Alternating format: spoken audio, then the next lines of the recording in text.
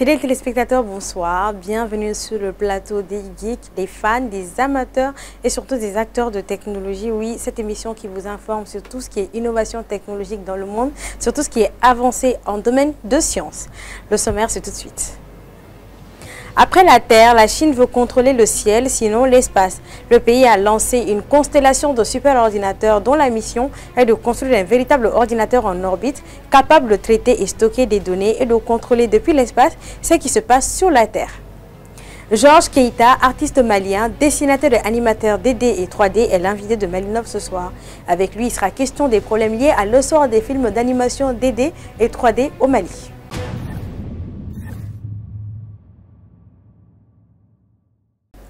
La Chine, géant mondial de la tech, continue de se renforcer à tous les niveaux, mais aujourd'hui, nous mettons l'accent sur le domaine spatial. La Chine a déployé ses premiers data centers en orbite avec le décollage pour 12 supercalculateurs en orbite basse de 400 km de la surface terrestre et technologie de télécommunication spatiale de pointe. Ces satellites regroupent 300 engins bardés d'une multitude de capteurs de très haute précision, capables de surveiller de très près ce qui se passe au sol et même les citoyens. Ces satellites envoyés en orbite pourraient offrir à Pékin un outil de surveillance particulièrement efficace, mais c'est la population chinoise qui pourrait un jour s'en inquiéter. On vous en parle dans l'actu.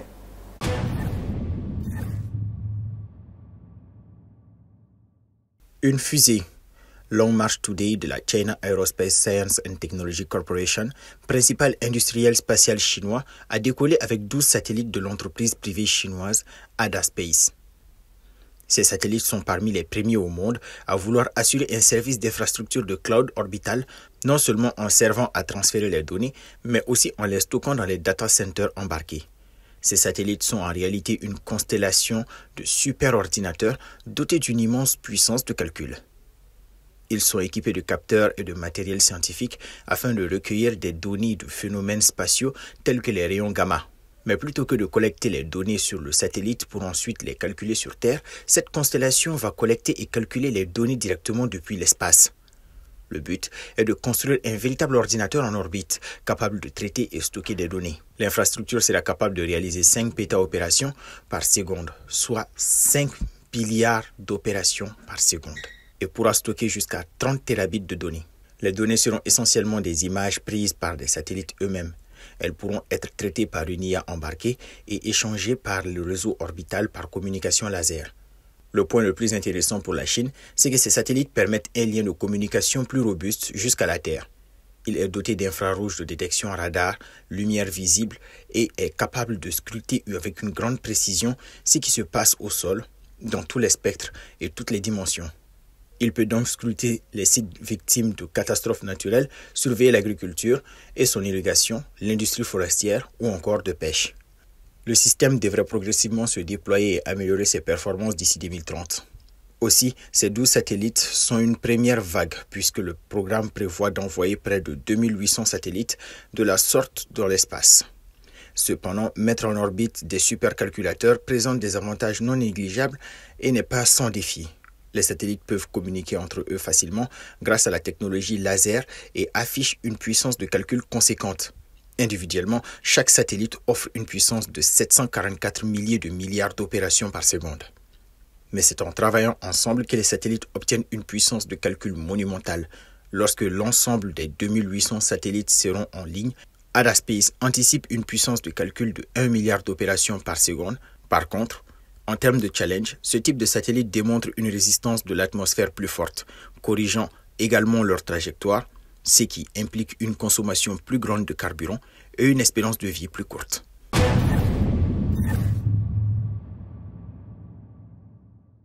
Au Maroc, l'industrie vidéoludique passe à la vitesse supérieure et cette fois-ci, c'est l'État marocain qui s'y intéresse. Vu l'essor de l'industrie vidéoludique dans le monde, les autorités du pays ont décidé d'introduire des formations universitaires pouvant diplômer en jeux vidéo dans plusieurs établissements du pays. Ainsi, dès septembre 2025, le gaming passe au niveau supérieur. La généralisation du programme à tout le territoire national est prévue pour 2026. L'objectif est de former des développeurs, des designers, des ingénieurs du gaming localement avec des diplômes reconnus, DUT, licence, master, voire diplôme d'ingénieur. En plus des cours, des Game Labs, notamment les séances d'entraînement en jeux vidéo, verront le jour dans les facultés. Ce sont de véritables laboratoires de création connectés aux industries culturelles. Les étudiants pourront innover, tester et lancer leurs propres jeux.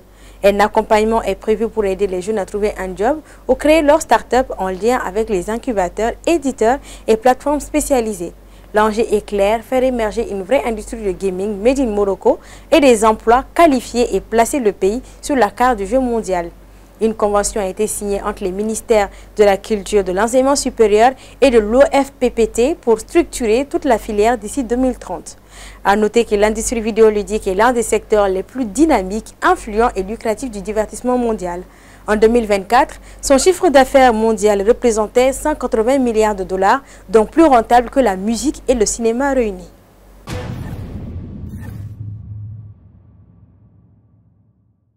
Dernièrement, il y avait des problèmes de réseau jusqu'à ce que certains ont dû utiliser des VPN pour naviguer. Mais il s'agit de quel type de VPN?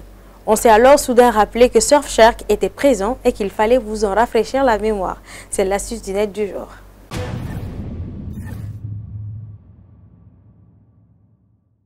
Surfshark est une application que j'utilise régulièrement sur mon iPhone et iPad pour me simplifier la vie et économiser de l'argent. Il s'agit d'un VPN que j'utilise pour regarder des séries et films qui ne sont pas encore disponibles au Mali, en accédant au catalogue étranger de Netflix et Amazon Prime. Surfshark permet aussi de regarder des émissions internationales qui sont habituellement bloquées pour les utilisateurs se trouvant à l'étranger. Je m'en sers aussi pour réaliser des économies en payant moins cher certains abonnements et pour cela, je me localise dans un autre pays où le service est moins cher.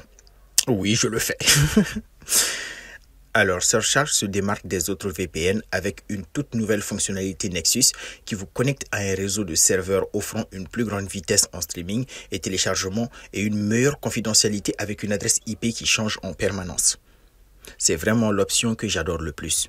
Il est disponible sur tous vos appareils puisqu'il y a une application iOS, Android, Apple TV, Mac, Windows, Linux, ainsi qu'une extension pour Chrome et Firefox. J'espère que cela vous sera utile.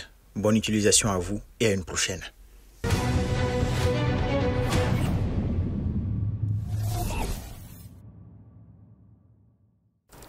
L'animation, que ce soit en 2D ou en 3D, combine art, narration, technologie, mais aussi commerce, parce que oui, ce sont des œuvres qui sont faites pour être vendues. Par contre, c'est un pilier du cinéma, mais ce qu'on remarque, c'est que dans beaucoup de pays, il y a un grand essor, mais pas au Mali. Pourtant, c'est une animation qui permet de raconter des histoires avec moins de restrictions parce que là, on est dans la technologie. Ce soir, on va en parler. On va parler d'animation 2D et 3D. Qu'est-ce qui bloque au Mali? Et pour ce faire, nous recevons M. Georges Keita. Bonsoir, M. Keita. Bonsoir. Comment allez-vous? Je vais bien. C'est un plaisir de vous recevoir sur le plateau de Malinov. C'est un plaisir pour moi. Alors, vous êtes artiste, dessinateur, animateur 2D et 3D. Vous êtes également enseignant. Oui. Voilà. Comment est-ce que vous vous êtes retrouvé dans l'animation 2D et 3D? C'est quoi votre lien avec ces technologies-là et surtout avec le cinéma? Merci pour la question.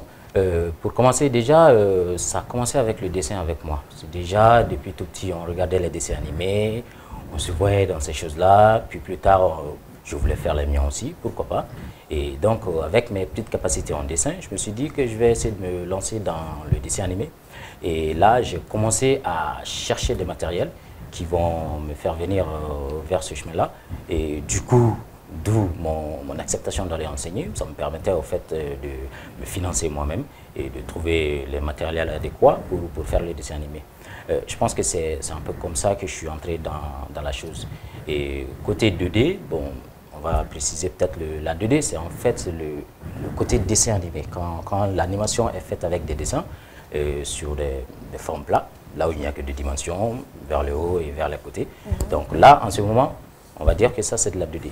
Maintenant, la 3D, ça, c'est surtout des images de synthèse. Donc, ça, il y a plus de la profondeur là-dedans, et ce qui en fait de la 3D, que l'on voit souvent dans les jeux vidéo de nos jours. D'accord. L'industrie vidéoludique, par exemple, c'est en plein essor. C'est une industrie qui rapporte bien plus que le cinéma et la musique réunis. Mais on parle de cinéma, on parle d'animation 2D et 3D. Dans beaucoup de pays, il y a des essors. Les dessins animés, ça marche très bien. Mais au Mali, on peine à voir des créations comme ça. Oui. C'est quoi le réel problème de l'animation 2D et 3D au Mali? Je dirais que déjà, on est assez peu nombreux, à ma connaissance. Il y a beaucoup de dessinateurs, mais le dessin animé, c'est pas vraiment juste pour les dessinateurs. Il faut qu'il y ait il faut qu'il soit un très bon dessinateur. Parce que dans le dessin animé, on ne fait pas seulement une image, deux images, non, c'est 25 images par seconde. On fait un peu comme la prise réelle de la caméra, sauf que cette fois-ci, nous, on est les photographes. On dessine pour chaque seconde, normalement, c'est 25 images. Donc, soit tu fais 25 dessins, soit tu en fais 12 et tu multiplies, ou alors tu en fais moins et tu multiplies. Plus il y a d'images par seconde, plus l'image sera fluide. Donc, en ce moment, ce côté-là, ça va jouer beaucoup sur la chose. À quel problème vous êtes buté aujourd'hui qui te fait que le grand public n'arrive pas à avoir vraiment des créations de Maliens dans ce domaine-là? Limite, je dirais que les gens ne connaissent pas. Effectivement, le fait que les Maliens ne connaissent pas beaucoup le dessin animé, je pense que c'est surtout parce que, comme je le disais, on est très peu nombreux. Les Maliens connaissent les dessins animés, notamment à la télé, tout ça, mais des dessins animés des Maliens. Oui, effectivement. Les dessins animés des Maliens, comme vous venez si bien de le dire, effectivement, est très peu connu à cause du fait que pratiquement les peu qui sont là et qui font réellement l'animation ne sont pas très productifs, disons la vérité. Et les quelques-uns qui sont là sont surtout des freelances. Donc, moi notamment, on a tous notre petite structure, mais on n'a jamais vraiment réussi à travailler en équipe pour faire un dessin animé. C'est pour ça qu'on n'en voit pratiquement pas, à part quelques publicités, à part quelques petits courts-métrages que l'on voit passer par là dans des festivals. En dehors de cela, on n'est pas très connu parce que c'est surtout la production là qui manque beaucoup. Et ce manque de production est dû souvent soit à des manques de matériel, soit à un manque d'équipe en fait. Est-ce que ça veut dire que la compétence manque? Bon, on va dire que la compétence, ça va vraiment être subjectif parce que les gars, ils sont vraiment bien en dessin, ils sont bien en idée, mais le fait que la production n'ait pas une place, on va dire, intéressante, va être peut-être dû soit à de l'incompétence, on va dire, dans la matière, soit juste au manque d'idées. Est-ce qu'il y a des problèmes, par exemple, qui sont liés au langage? Non, en fait, dans le dessin animé, la langue, je trouve que ça n'a jamais vraiment été un problème parce que le dessin animé, la base du dessin animé, c'est le fait de raconter avec les images. Donc, peu importe que les langues, c'est pour ça qu'il y a beaucoup de courts-métrages qui sont muets. On voit des personnages qui bougent, qui font des choses. C'est l'image qui va montrer, qui va communiquer avec le spectateur, mais la langue n'a pas vraiment un impact. Et c'est pour ça que les enfants de nos jours, ils regardent beaucoup de dessins animés qui ne sont pas dans leur langue et ça ne les empêche pas en fait de déguster la chose, de l'apprécier. Est-ce que le grand frein dans ce cas, c'est le fait que les animateurs, vous-même, vous n'êtes pas productifs? Bon, je dirais que c'est surtout cela. Nous ne sommes pas très productifs et les seules productions qui sont là ne sont pas souvent du cinéma, du domaine du cinéma. C'est surtout dans le domaine de la publicité, des petits spots, etc. Mais le cinéma, on n'est vraiment pas trop là-dedans. Il y a vraiment trop peu de production. Ça veut dire qu'il n'y a pas vraiment une vocation derrière, c'est juste quelque chose qu'on fait pour avoir de l'argent? Non, en fait, surtout, je pense que tous les animateurs du Mali qui ont déjà fait une production, ce n'est pas vraiment pour l'argent, c'est surtout la vocation qui les a poussés vers ce chemin-là. Peut-être qu'après, les productions sont venues avec les petits les financements, bon, on va dire les marchés dans le jargon. Et c'est peut-être ces marchés-là qui ont poussé beaucoup à faire certaines productions. Mais la capacité de faire cette production elle-même, elle vient vraiment de la passion que chacun a. Sinon, sans passion, c'est vraiment pas possible de le faire. Aujourd'hui, vous êtes réunis au sein d'une association. Mais étant donné que vous n'êtes pas productif, qu'est-ce que vous faites au sein de l'association? Vous êtes réunis. Maintenant, la vocation, c'est quoi? La mission au sein de l'association, c'est faire quoi? Effectivement, l'association, c'est l'association TAMA, c'est l'association des animateurs 2D et 3D du Mali. Cette association a pour but d'abord de rassembler tous les animateurs 2D et 3D du Mali. Chacun peut avoir sa structure. TAMA n'est pas vraiment une structure pour tout le monde. Au nombre de combien exactement? Bon, nous sommes au nombre de vers environ 15 comme ça. Okay. On a à peu près 15. Maintenant, dans la structure, chacun peut avoir sa... Voilà. Je veux dire, dans l'association, chacun peut avoir sa structure, mais chaque structure peut aussi se mettre en synergie avec les autres pour faire une production. L'association est là surtout pour nous unir et nous permettre d'avancer ensemble et de développer en fait l'animation 2D et 3D au Mali pour la faire connaître même du monde en fait. Est-ce que c'est déjà arrivé que vous fassiez une production qui appartient à l'association? Non. Nous avions planifié de faire une animation qui appartient à l'association, qui est d'ailleurs déjà en cours de développement. Mais ces projets-là ne sont pas encore finis. Nous sommes encore en développement, on va dire. Ça, c'est parce qu'au nom de l'association, il y a le CNCM qui nous avait approché pour nous demander de faire une production qui est toujours en cours de développement. Mais pour l'instant, il n'y a aucune production au nom de Tama.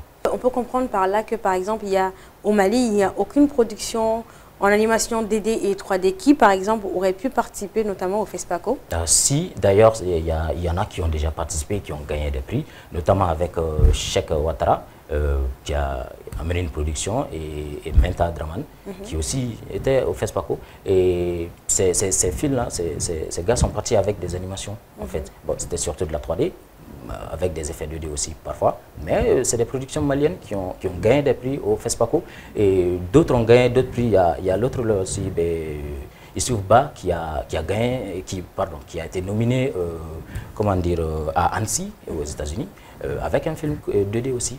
Ça, c'était il y a un bout de temps déjà. S'il y a quelques-uns parmi vous qui arrivent à aller dans des événements comme ça, notamment le FESPACO, et qui arrivent aussi à être nominés notamment aux États-Unis, qu'est-ce qui fait que chez les autres, ça fonctionne et pas pour vous? Bon, en fait, ça, je pense que c'est surtout à cause du fait que la vie quotidienne souvent joue un petit côté. Parce que moi, par exemple, je suis de 8h à 17h, bon, je suis à l'école. Et après l'école, c'est là que je fais mes petites animations. Donc là, en ce moment, souvent, soit c'est le temps qui fait que la production est trop lente, soit c'est la fatigue qui le fait. Bon, moi, de mon côté, c'est cela. Et je pense que beaucoup de gens partagent le même problème avec moi. Mais au-delà de ça, selon vous, qui êtes membre de l'association et qui voyez les problématiques auxquelles vous vous êtes buté, qu'est-ce qui peut être fait pour remédier à cela?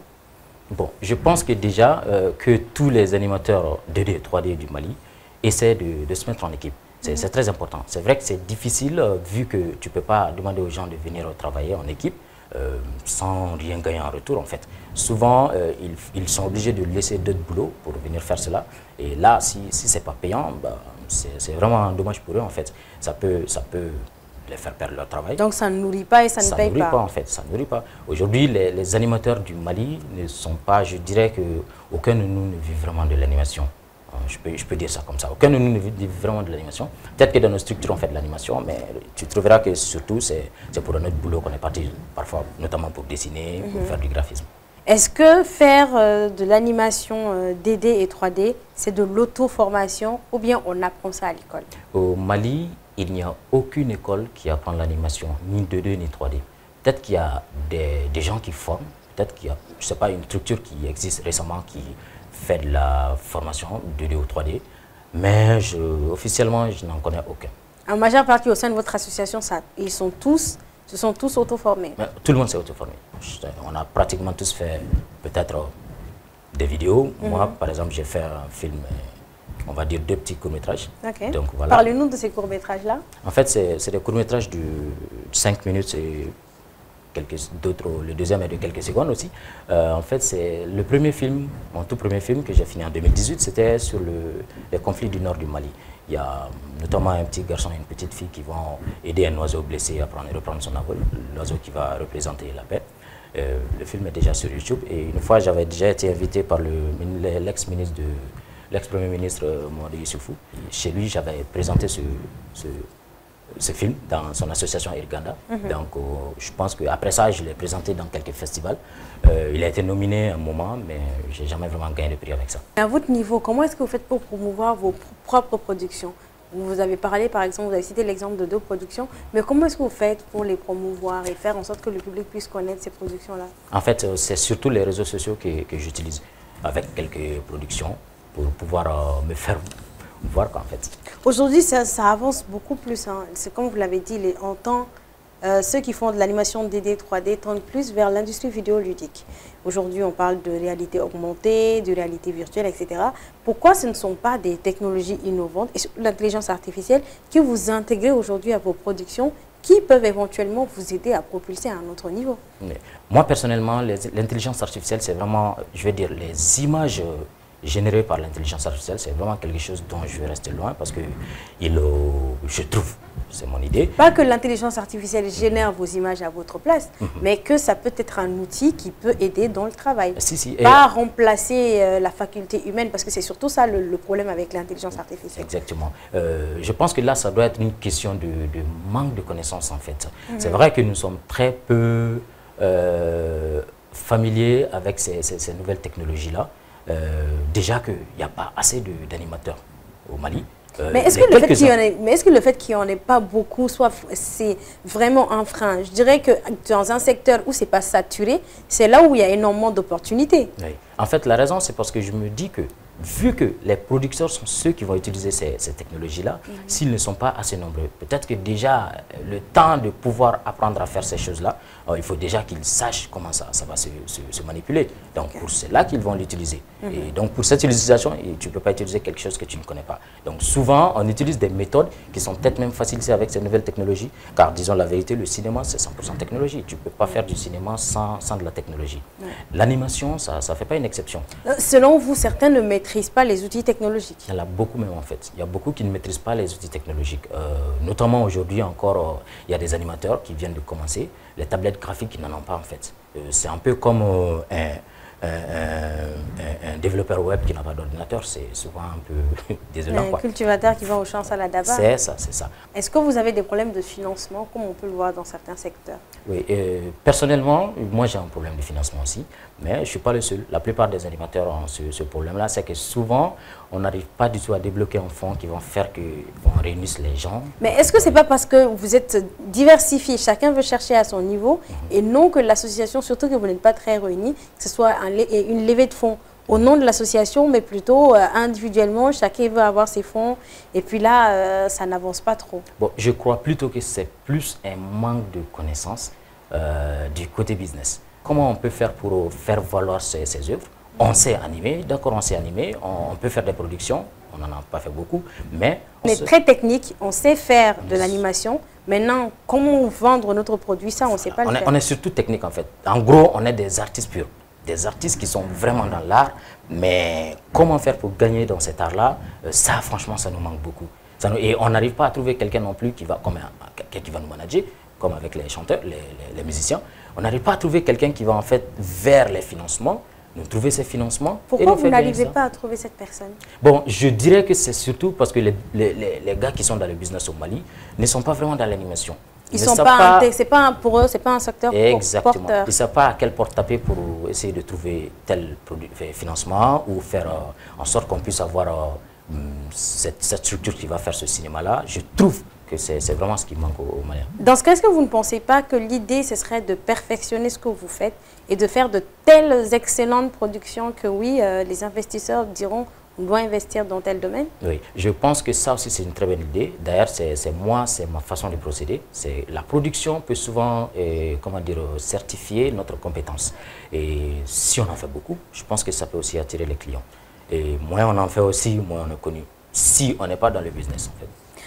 Comment est-ce que vous voyez l'animation 2D et 3D au Mali dans 5 ans, dans 10 ans? On va dire à court et à moyen et à long terme. Bien, à moyen terme, je dirais que déjà, si, on est obligé de le préciser, si notre capacité électrique reste telle qu'elle maintenant, je pense que dans 5 ans, on risque vraiment d'être au même point. Mais peut-être à long terme, je trouve que franchement, ça commence à aller. On est de plus en plus nombreux, on est de plus en plus compétents et je trouve qu'on commence à être de plus en plus motivé par la chose et puis les matériels commencent à venir petit à petit. Donc je pense que l'avenir du cinéma d'animation au Mali, il est là. Il y a un avenir dans l'animation 2D et 3D au Mali. Voici les mots de M. Georges Keïta, qui est passionné par ce qu'il fait et qui croit en cette industrie-là. En tout cas, on vous souhaite de faire d'excellentes productions qui vont attirer les investisseurs et surtout qui vont intéresser les Maliens pour qu'ils puissent vous suivre dorénavant. Mesdames et messieurs, j'espère que vous avez été ravis de découvrir l'association, de découvrir un peu les productions 2D et 3D au Mali. On se dit à très bientôt.